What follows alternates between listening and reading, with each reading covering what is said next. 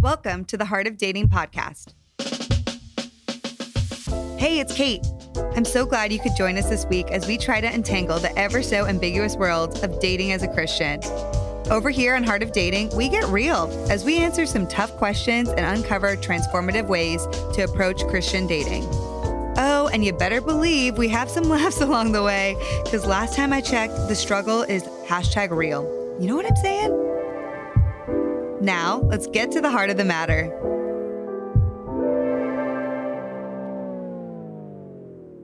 Hey, you guys, what's hanging? It's your girl, Kait Warman here, and welcome back to another episode of the Heart of Dating podcast. I want to know what's good, y'all. How are you guys doing? How we feeling? Is anyone feeling the pressure of ring by spring? We are in the heat of spring right now. I really hope you're not feeling that pressure at all, but I hope you guys have been enjoying the podcast. Hey, if this is your first time here, welcome. I'm so glad you're listening. If you didn't know, we have a podcast that launches every single week, and we have a plethora of podcasts that cover the subject of dating specifically, and dating as a Christian to be even more specific than that. And so if you have a dating question, chances are we've covered it in the past 4 years since starting this podcast. Now, lately, I have had the honor and privilege of bringing my man, JJ Tomlin, my fiance, onto the show, and it's been so much fun. Today, we have another video podcast for you guys. Hey, to my YouTube peeps, what's up? You guys, it's been so fun to be able to do this podcast via video because it just brings a new dynamic, especially when JJ is here. You get to see us interacting, and it's just really different than just listening to us. You're starting to get to know us a little bit more. So will you do me a favor and go check out the podcast on YouTube? Will you like, subscribe, watch this specific episode on YouTube instead of just listening to it? It would mean a lot to me and to our entire team. Now, if you missed it last week, we talked about our sexual past specifically and how that impacts how we show up in dating, whether or not we have an extensive sexual history or we have little to no sexual history. And in fact, we may be a virgin. How does that impact how we're showing up in dating? And what happens when somebody we're dating and eventually in a relationship with reveals to us that their sexual past is really different from ours? How do we handle that? How do we navigate it? Like, what is right in this scenario? How would Jesus treat this scenario? The reality is actually, you guys, that JJ and I have very different paths. So I really want to encourage you to check out last week's episode because it flows perfectly into the topic for this week, where we are talking about physical boundaries. Y'all want to know about physical boundaries. It cracks me up so much. Anytime I put up a poll, what do you guys want to know in dating? Physical boundaries. We want to talk about it. We want to know all the things. Well, guess what you're not going to get from this podcast? You're not going to get a prescriptive set of rules where we tell you, do this, don't do this.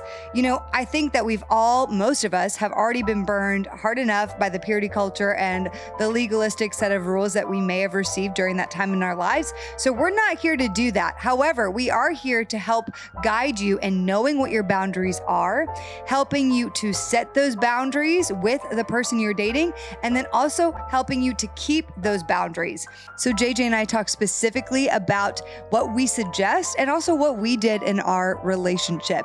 But I really want to stress in the beginning that it is so important that you know what your boundaries are specifically. And we're not going to tell you what those are for you. You need to wrestle that out with your community, with God. That is a personal thing that you need to figure out for yourself. Okay, so I'm so excited to get into this today. Another steamy topic. If you like this episode, would you do us a favor and share it with a friend, either the YouTube version or the Apple, Spotify, wherever you listen version? It would be helpful because we love when more people get to hear the podcast, okay? All right, guys, that's it for today. Another episode with my man, JJ Tomlin. Let's go. Hey, everybody. Welcome back to Heart of Dating. I'm here with JJ. Hello. Hey, we're waving at you on YouTube. We want to encourage you, if you've been listening for a while, we started our YouTube version of our podcast a few weeks ago, and now you can see us again in our matching sweatshirts because we like matching. Yeah, we were also matching last week. You'll see Kait and all of her animated reactions, which I love. to observe, not to be on the other side of. You'll see the dogs interrupting us sometimes. Yeah. You'll see me flexing. But what? Yeah. Every once in a while. Okay, go ahead. Show them right now. There we go. I'm wearing a big sweater so you can't see my biceps.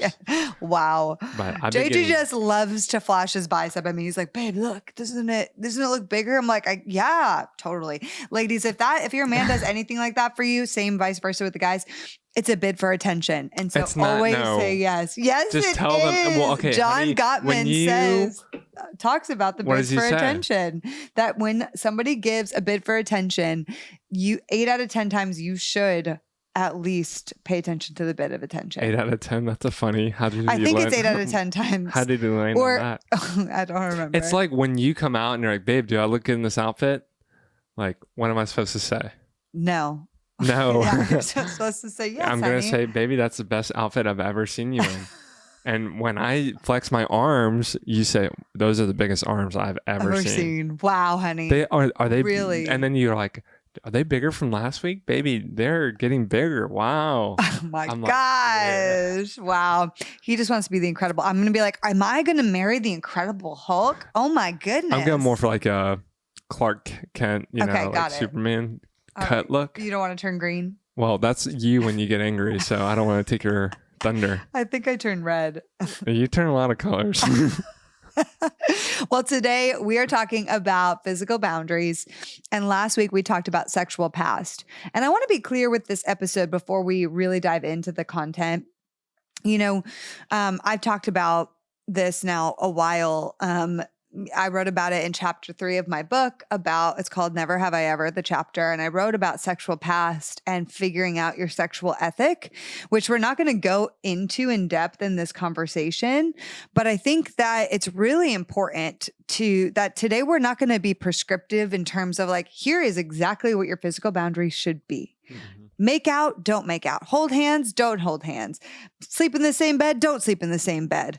Like, be alone in each other's house, never be alone in each other's house. We're not about to list out your physical boundaries and what they exactly should be, because I actually don't think that's going to help you at all with figuring out truly what yours are and setting them and keeping them. Because in order to really know your boundaries, set them and keep them, you truly have to, we're going to go into all the steps here, but you really have to know yourself, know your history, and also talk to God about like, okay, God, this is my history. This is my past. What is my sexual ethic? What do you say about sex? What does the Bible and scripture say about these things? Why are they important?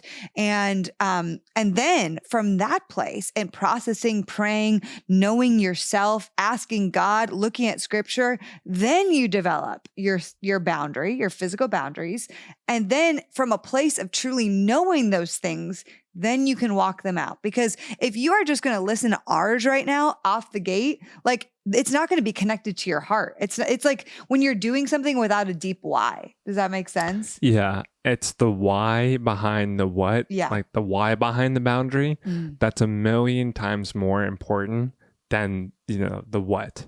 And the checkbox of the boundary. Yeah. And because of purity culture and so many rules that we've gotten in this way, I just want to really encourage you that this is a really important time for you to think about, okay, I'm not just going to take a set of rules from Kait and JJ because I want to know exactly how they did it. Yeah. Instead, I'm going to figure out my own why. That's aligned with the heart of God and scripture. Yeah, because what's going to hold you accountable? A conviction built off God's word and gift of physical and your sexual nature, or a checkbox list that you got from a YouTube or a podcast? Yeah. Like, which one's going to ground you? Yeah. Which one is going to be more powerful to stick with? And more sustaining. Yeah, a conviction, or an emotional checkbox, And Tim Tebow actually said this. It's like, are you grounded and rooted in conviction or emotion? Because conviction's a lot stronger. That's like, when you're going to the gym, like, are you acting out of a guilt and emotion of feeling overweight? Or are you acting out of a conviction to be healthy and to steward your body? Yeah. Which one's going to be more sustainable in the long term? Which one are you going to stick with? Yeah. So, and that's where I have found my sexual ethic and where I've crossed my own boundaries in the recent years or in the past is because I wasn't grounded and connected to that true why. It was like I was just doing it because I think I should. When we're shoulding on ourselves or other people should on us, it's not going to stick. It really is not going to stick. Or it might stick, but it might stick because of a shaming narrative of like, I can't do this because otherwise I'll be judged and condemned forever. And then I'll get chlamydia and die. Like,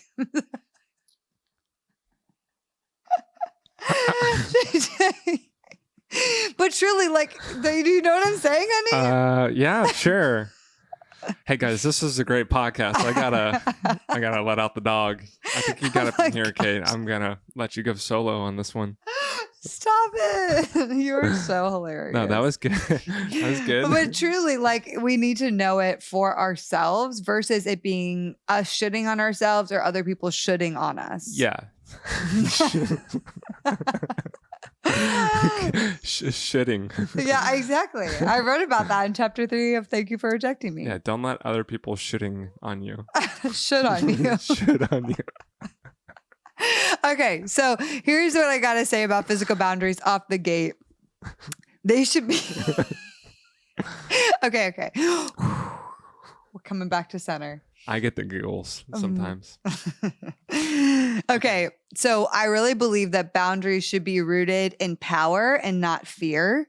Yeah. And, you know, a lot of people are saying like, oh my gosh, I need to abstain from sex before marriage because I just don't want to get too attached to the person, or I don't want to be with someone who only wants sex, or like all these things. And a lot of times I need to do this so I'm not judged by people. A lot of those reasons are driven from a place of fear versus from a place of power, from a place of being empowered, but from a place of true conviction. Yeah. And there is a difference because when your boundaries are rooted in fear, they're often then also rooted in shame, and they're not going to often stick, or they're going to cause you shame throughout your life. So I want to encourage you, like, if you're saying like, well, like, I can't do this because this is like, I'll be so judged, or I can't do this because this, that, and the other, that is not those are not reasons that are going to be sustainable. Like, you want your physical boundaries to be decided and crafted out of power and empowerment and conviction. Yeah. And always, I mean, acting out of fear, you know, like if you're going to go serve in your church,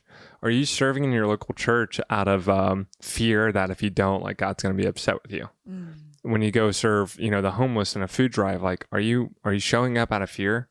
Yeah. You know, in your life, like, whenever you're acting out of fear in your life, it's never healthy. It's never good. It's never what God wants you to act out of. Like, and we know that because perfect love cannot coexist with fear. Yeah. And so in the same way, in your sexual ethic and your boundaries, like acting out of a place of fear and don'ts is not, that was like club, like don'ts. I know, like, acting out of that is one, it might work temporarily. It might even work for a while. It's just, I don't think that's where God's heart is. It's not in the sexual ethic. Yeah. And more importantly, it's not going to serve you in a sustainable way that really glorifies God, even if you're abstaining from it. I mean, the Pharisees abstain from sex. Like, there's a lot of people who abstain from physical things. That doesn't always make it done in the right way. I think it's the heart in which you do it. Really coming to the heart of God. And here are some steps that we recommend. I think the first one is knowing yourself. So in tandem with the last episode where we talked about sexual past, like, you need to know yourself and your past, and you need to ask yourself, like, what is my sexual ethic? Like, what do I desire? And make that decision. If your decision is to abstain from sex until marriage, which is beautiful and wonderful, like, no matter what your sexual past is, whether you've had sex or not, if that is your desire, like, first of all, we encourage you to go through those layers. And again, make that decision based from a place of power, empowerment, and conviction, instead of from a place of someone told you that's how it should be. And you're like, okay, that's fine. I'll do it that way. Yeah. Like, you know, and so that should be where we're starting. But then the question is, okay, that is my sexual ethic. This is my decision. I feel good about that. Now the question is, what do you know about yourself that you need to, that informs what kind of boundaries you may need to set, knowing yourself? Okay, like, knowing my past, this is now for me, knowing that I want to abstain from sex and I feel clear and good and confident about that decision. like, how do I now walk that out? Well, for me, I know that this is a decision, but I've also not always followed, like, there's things that may tempt me, or there are situations I may be in that may cloud my judgment personally. And there are things that, like, I often in my past really have desired to connect sexually with men, because that's what I have confused love with sexual intimacy, and like cherishing with sexual intimacy. And therefore I've often engaged in those things so that I could feel a sense of love, so I could feel a sense of being cherished. And so I need to know, okay, like when I feel like, I know that sometimes I'm not always running perfectly. My love buckets are not always perfect. And so because of that, I need to just put guardrails in place so that I'm not falsely then turning to this person late at night to make me feel love and feel connection, when it's really just a place that's coming out of lack that I can be getting for myself elsewhere, and specifically from God. Yeah, through fellowship with, I think, the body, believers. Through doing something for myself, taking myself out on a date, from reading the word and understanding how much God loves me. Yeah. And I'll be honest, I always felt like when it came to physical boundaries and expression and sex, it's always a compensation for your lack of intimacy elsewhere. And specifically, if you're not fulfilling your intimacy, like your bucket with God and fellowship with brothers and sisters, then you're going to turn to the next best thing on earth, which is sex. Yeah. And I think it's directly correlated. So I definitely notice in my times of, in my sexual past, my best times in sexual victory was when I was most connected with God and fellowship with a great community. That's great. And my times of, greatest defeat was when I was lonely. I was not in my Bible. I was not connected with God. I did not have any kind of spiritual nourishment. Yeah. And I was just looking, because if you're not getting it from this place, you're going to go to the next best thing. Yeah. Sex, or, the whole list. But it's always just a supplication for like your heart and soul. Yeah. It's filling something, And so for me, I know that is a big area. I mean, my history is very much like in high school and beyond. Like, I would do sexual things with guys a lot of the time, not sex, but I would do things with guys to feel connected, to feel wanted, to feel cherished, to feel desired, to feel beautiful, especially on a day where I may feel ugly, or like not, like I would have gone to the guy and been like, and so I need to know these things about myself. And as I continue through time to heal, I've healed a lot of these things, but I still need to put boundaries in place. Yeah, look at the boundaries, and then also look at the end result. Let me ask you, how did those things leave you? Like, it made me feel empty. It made me feel not loved, and it was very temporary for me. Yeah. And so use that always as a reminder to going into it as like a sober reminder. Like, how did this leave me? How did I feel last time I did this? Yeah. Was it good for me? Yeah. And I think that's kind of like the 3 seconds of courage. It's like the 5 minutes, 10 minutes of courage, like to work up the, like, I know I feel this urge, but like, I know this is how it left me. And I know when I go to God with this, how much better it is. Yeah. Because the reality is even when you're dating, when you're in a relationship, when you're engaged, when you're married, that temptation, those urges, like, they don't go away. Yeah. They don't disappear. And so it's going to be baked in with you, because you're a sexual being, and that's a good part of our being that God created. If God created it, it's a good thing. That the devil loves to hijack, though. Yeah. Oh yeah. So I think that's the first thing in how to set boundaries. Like, you have to know yourself. Yeah, know yourself, and just align with the other person. Like, you want to pursue God and glorify Him. Yeah. Yeah. And that comes in a later step. So right now we're talking about knowing ourselves so that we could properly know what our boundaries are.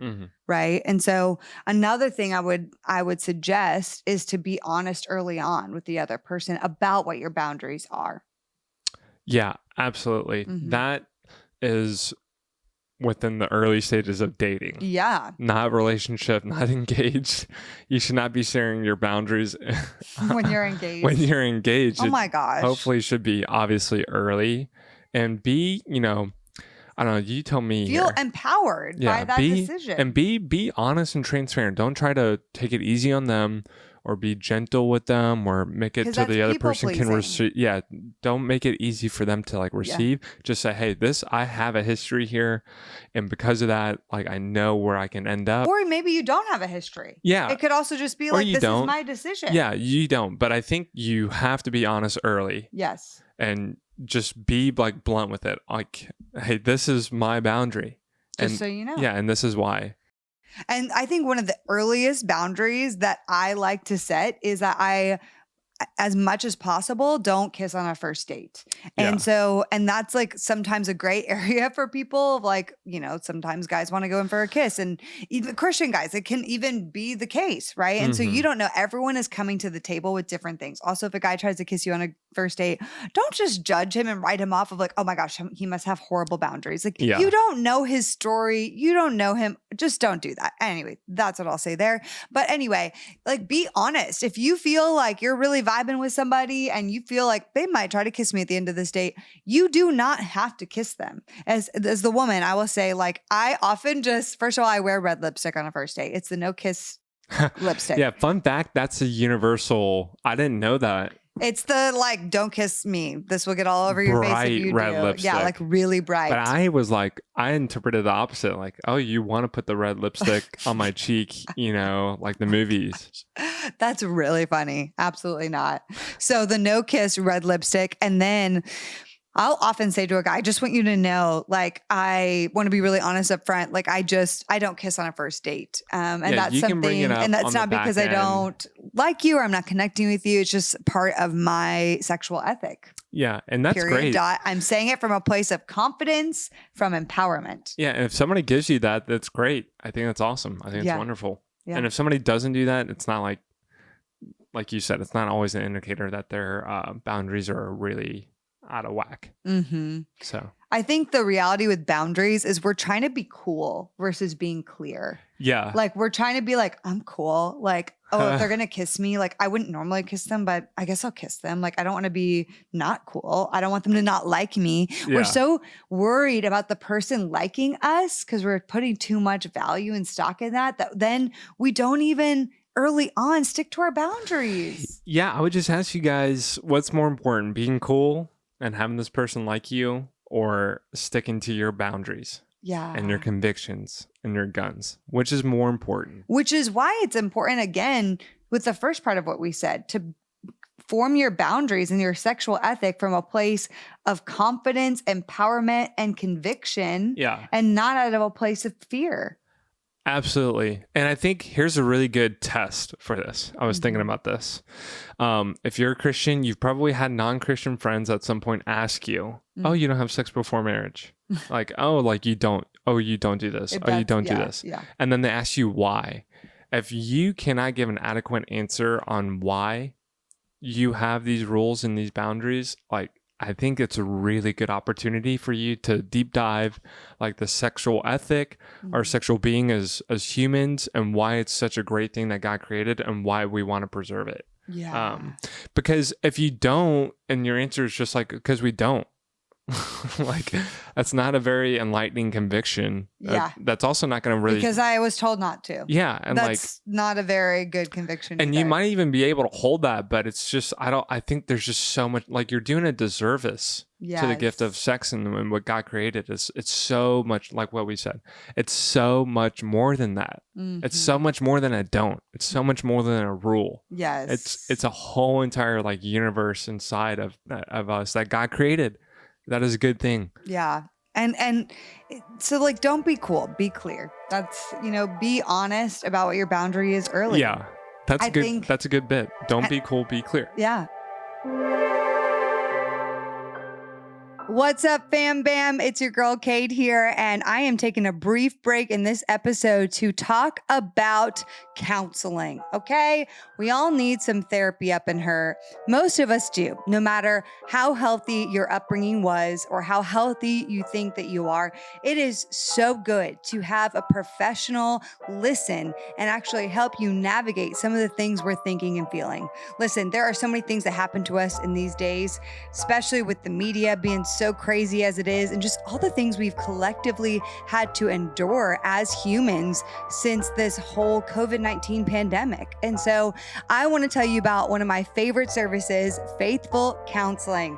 They have been my friends over there for a few years now. What I love about Faithful Counseling is they are owned by BetterHelp. So they're under the BetterHelp umbrella, super awesome company.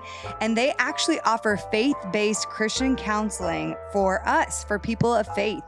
And they also offer it at a more affordable rate than if you just were to go into a counselor's office. I also love me some at-home therapy, okay? I know the value of going in person and meeting people, but my therapy for the last 2.5 to 3 years has now been completely virtual, and I absolutely love it. I want to encourage you because today we do have a special where you can get a percentage off your first month by going to getfaithful.com/heart of dating. That's getfaithful.com/heart of dating. I have a question for you. If your person walked into your life tomorrow, would you be ready to meet them? This is a question that I have wrestled through, y'all, for the last several years before meeting JJ. You see, I had this really long list of all these awesome things that I was looking for in someone. And then one day I started thinking, do I have the qualities of what I'm actually looking for? And I had to turn the finger on myself and realize, man, there's some things on this list that I personally need to heal from and work through. And so that's my question for you today. Are you ready to actually meet your person? Well, my friend Stephanie May Wilson has an incredible free guide that's going to help you answer this question. You can go to stephaniemaywilson.com/HOD and download the Are You Ready to Meet Your Person free quiz. Through 8 reflection questions and an in-depth answer guide, Are You Ready will help you reflect on the same question that I had to wrestle through and actually process before meeting JJ. This guide will help you to know if you are in a space to actually meet your person or if there are some things that maybe you should be working on. If you remember back in the Heart of Dating Conference 2022, we had the incredible Riley Sewell talk about the difference between open and closed singleness. Are you in a season of open singleness and maybe you should be in a season of closed? Let's talk about it. This quiz is going to help you discern if you should be out there dating or if there's some things that maybe you should address before doing so. You guys, what I also love about this free guide is you're also going to walk away with practical steps that you can take today to invest in your marriage before it even begins.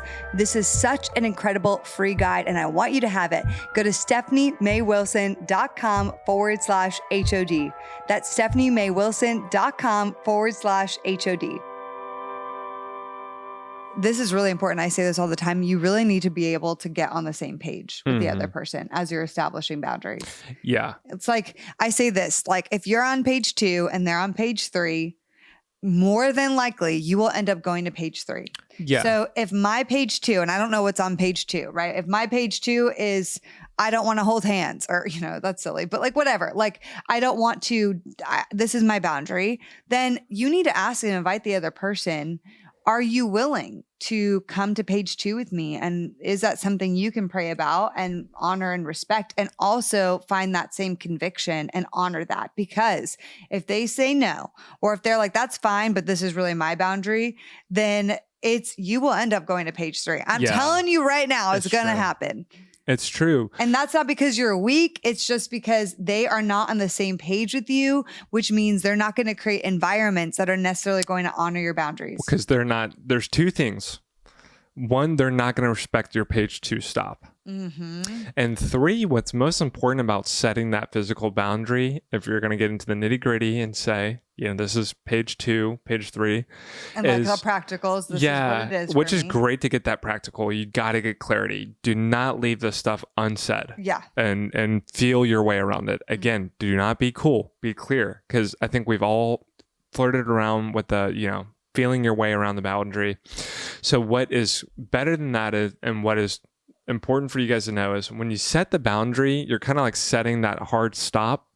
And that is good, like intention on paper. Okay, this is the stopping point. But what do? We go right up to the stopping point. We flirt with it. We go up to it. Like it's a hall pass for page 1, 2, 3, 4, all leading up to it. So just be really careful that you guys aren't setting the hard stop because you just have to have that hard stop. But be really clear that these boundaries are set out of a heart desire to please God, to glorify God in everything that you do say. And the conviction that you truly have. Yeah. And, yes. and the conviction that this is why. A good conviction. Yeah. Yes. And saving as much of that sexual experience from marriage is a great thing. Yes. The right person, here's this is important. The right person will be willing to honor your boundaries and will not pressure you. Yeah. The right person will be willing to honor your boundaries and not pressure you. I've had so many relationships in the last several years where this is my boundary and the guy was not on the same page and he didn't honor my boundary. Yeah. And he would say, okay, all right, that's fine. But like truly in his heart, he wasn't on that page. And therefore push come to shove, he wasn't honoring my boundaries. Yeah. And guys and girls. And granted, I have stock in that. Like I could stop it as well. But you know what I mean? Like, well, I think, it is up to the male from the gender experience to lead and guide here. And I will just say this. You will only respect somebody's boundary as much as you respect them. And it's a great barometer. If you want to know how much somebody respects you and wants to honor you, look at how they respect and honor your boundaries. Yeah, wow. It's such a great barometer that words, fluffy words, the charismatic, the charming, that person who can get by a lot of stuff, but is kind of sneaky on the backside, just look at their actions. And no matter what word they say or how they address it, look at how they respect and honor your boundaries, and you'll find a great indicator of how they respect and honor you. Yes, that's so good, honey. Thanks. Wow. High five. I think the next step here is very obvious, but once you've established boundaries and you guys are on the same page, again, page 2, both on page 2, or if it's page 3, both on page 3, whatever the page is, you're both on the same page about it. Then you got to keep accountable. And this is where I just have to say this. I saw this years ago where, the accountability looked like this in different friend groups I've seen and experienced of like, the accountability looked like confessing it, quote unquote, to somebody else. Like, man, I did this with my boyfriend last night, or blah, blah, blah. And telling that to another friend who was also doing the same thing. And therefore they told them, they confessed it. And then the other person's like, oh gosh, girl, I totally understand. And it's okay. I've actually done the same thing, or I actually recently did the same thing. And thank you for telling me, but I totally get it. You're totally good. And so it's like, and therefore it's like, then they both go out. Do they ever stop? No, they never actually stop. They're like, oh, I confessed it. I got it off my chest. The other person kind of validated me. They're kind of doing the same thing. Oh, good. And I'm not alone here. Yeah. And it's not like it's kind of like an unsaid giving each other permission to keep doing whole pass. Yeah. Again, another it's a whole pass by, and we it's see this a ton. Accountability. Yeah. We see this a ton in our communities. And it's very normal. I find, I guess this has probably happened throughout the age of Christianity. But it's extending a hall pass because everybody else is doing it. And once you know that, then it's okay. Yeah. Versus looking at your conviction and scripture and what you've aligned with on God. Yeah. And like with that, and I actually believe in this. I truly do. And I am in my 30s and I don't care. I'm going to say it. I believe you should get accountability that you are afraid of, and not afraid of in a bad way, but like afraid of like, man, like if I had to tell this person that I crossed this boundary, I would not like to have that conversation. Yeah. That's the tough love person that you gave permission. You gave and most importantly, you gave them permission. You gave them authority in your life to speak as the top of the fountain down to you, saying, hey, you're better than this. Like, it's not okay. Like you and I both talked about this. Like, we're not going to do this anymore. Yeah. I agree, babe. Yeah. And so we actually have 2 friends, or we have a couple that we keep accountable to. And then we each also keep accountable to friends separately or to like our board of advisor people. Yeah. So there's multiple people out for our side for how we've kept accountability. Yeah, right, both babe? couple-wise and individually. Yeah. And it's important because I would say 2 things. Make sure you're proactively volunteering information. Yes. You have to invite people into this. That's the thing. Don't just expect that people are going to try to They're not going to follow accountable. up. They're not going to follow up. You need to on say you. like, hey, this is what we decided. I want to invite you into asking me any questions you need to, checking in with me. Yeah. Like, if you're okay, I want to be open. If anything does happen, I want to be the first to come to you. Yeah. Yeah. And, if it's, whatever it is, whether you're single or dating and you're having somebody hold you accountable, just try and get it on a rhythm. It doesn't have to be, if it's you guys are in shared space, have a code words like, hey, how's the weather lately? You good or bad? Just have a way, to kind of check in and be creative about it. Especially if you're like in public or in a small group setting. Yeah. And then make sure you're having the individual kind of download as well. Oh, I have friends that straight up ask me, Kait, and they are like graphic with it, like this, that, and the other. And I'm like, thank you for asking me. I really appreciate that. But I've asked them to, and I've given permission.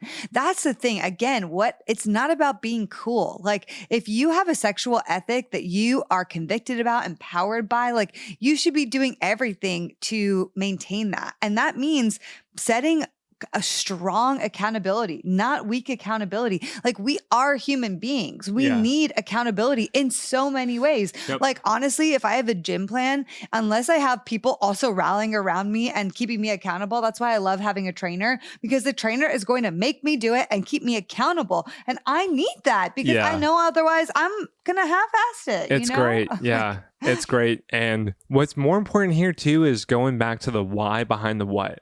Yeah. If you're setting, these rules and heartedly kind of acknowledging them and having somebody follow up on them and being accountable, it's like, you're not going to be driven by conviction. Yeah. Yeah. And conviction, it's such a loaded word. It's such a great word. Conviction. Yeah. Conviction. Yeah. And when you're convicted by these boundaries and you have other people there to hold you accountable, because the reality is this, my favorite part about the title of this episode is it's how to set boundaries, right? Like understanding the why, the immense why, the beautiful why, set them and keep them. And how to keep them. Because how to keep them is really hard. It's like a diet. It's like, it's very easy to slip up on this stuff.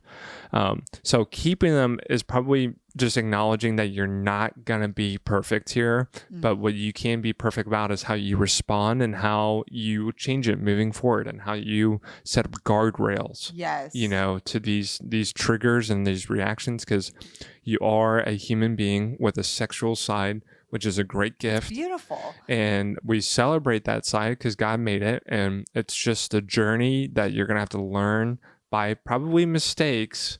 And so when you make those mistakes, it's more important about how you respond. Yeah. And I think it just comes back to knowing it. The first part is knowing them, setting them, and keeping them. But knowing them has to be deep.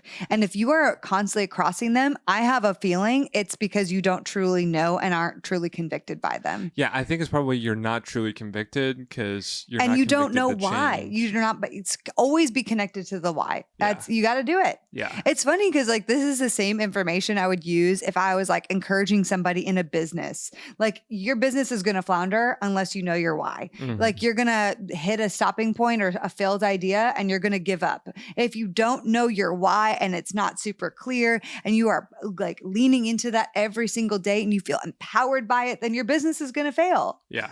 I know it's like a total random analogy, but I think it's true. I love that because when you have a strong enough conviction, you also have tenacity. Like you're tenacious about this stuff. Like it matters. It's important. It's not a playground. It's not something to play around with. Yes. And I think that's why the Bible, speaking towards sexual sin, uses such like strict and harsh language. It's flee. It's run because so dramatic. Yeah, but it is it's the devil's playground, to mess around and catch us sleeping. And it's like you have to have a lot of sobriety here. Yeah. So, and that I really respected Kait's sobriety and her why behind the what and the army of accountability people that she had in her life. Like I could tell, even though there was a sexual background, there is a serious tenacity to handle this and keep her accountable and glorifying God. Yeah. I love that. It was so attractive. Yeah.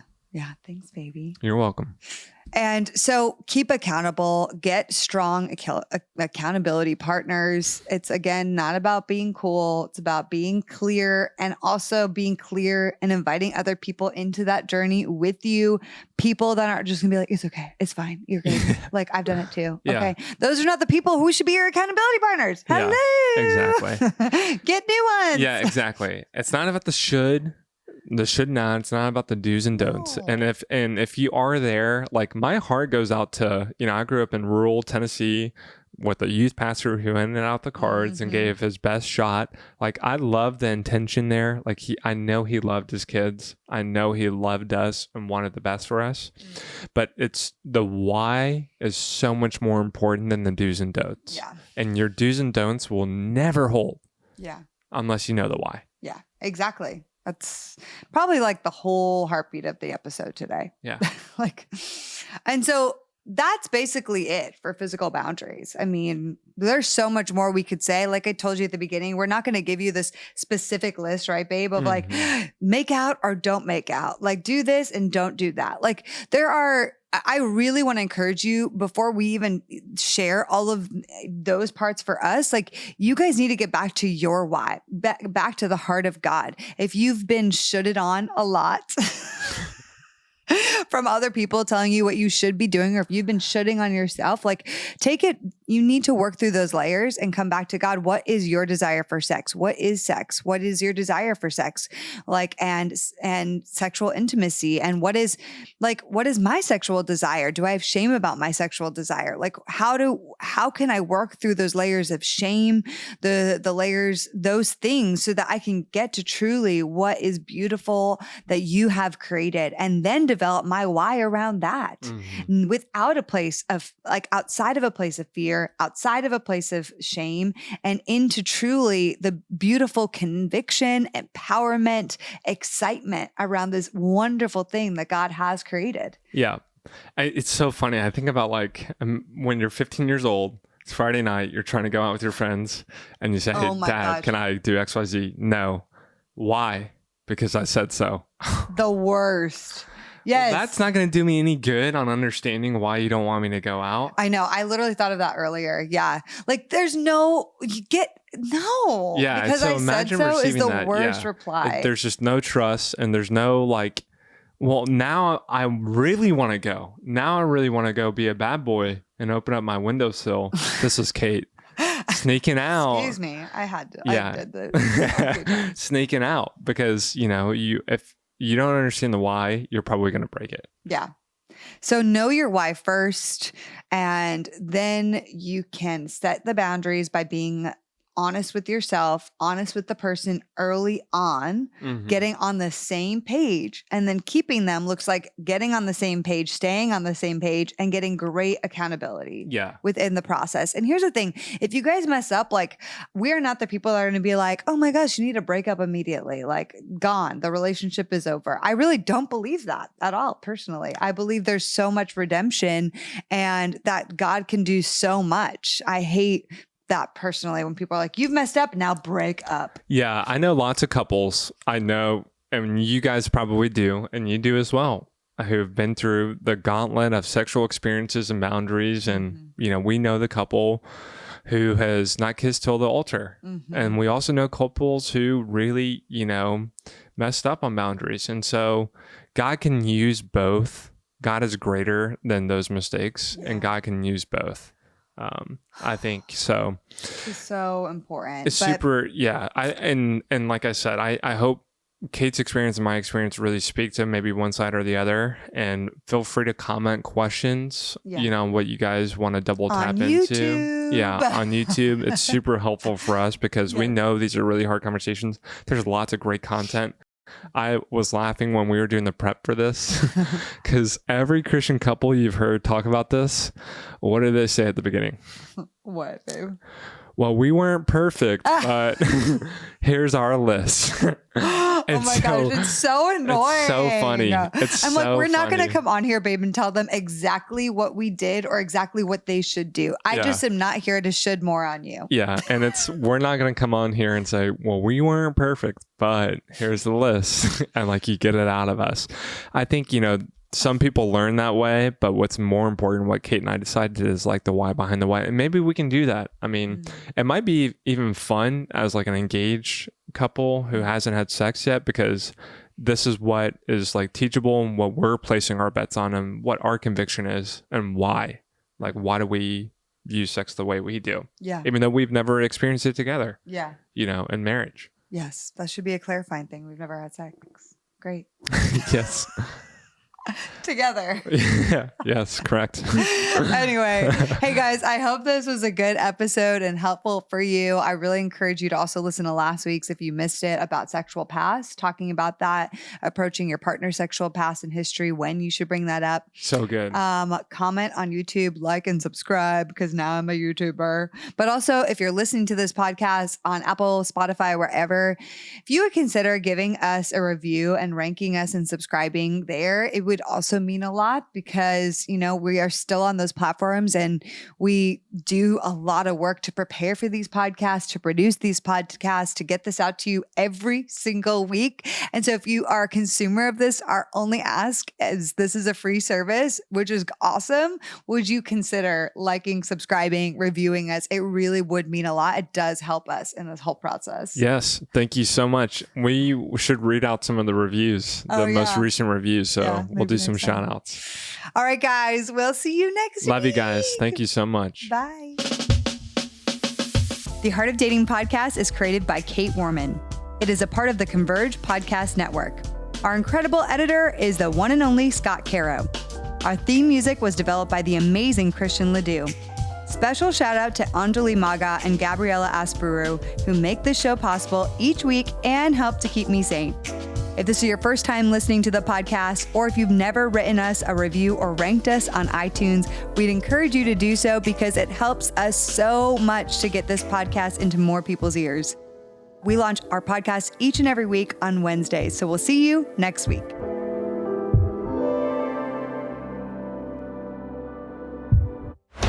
This show is part of the Converge Podcast Network.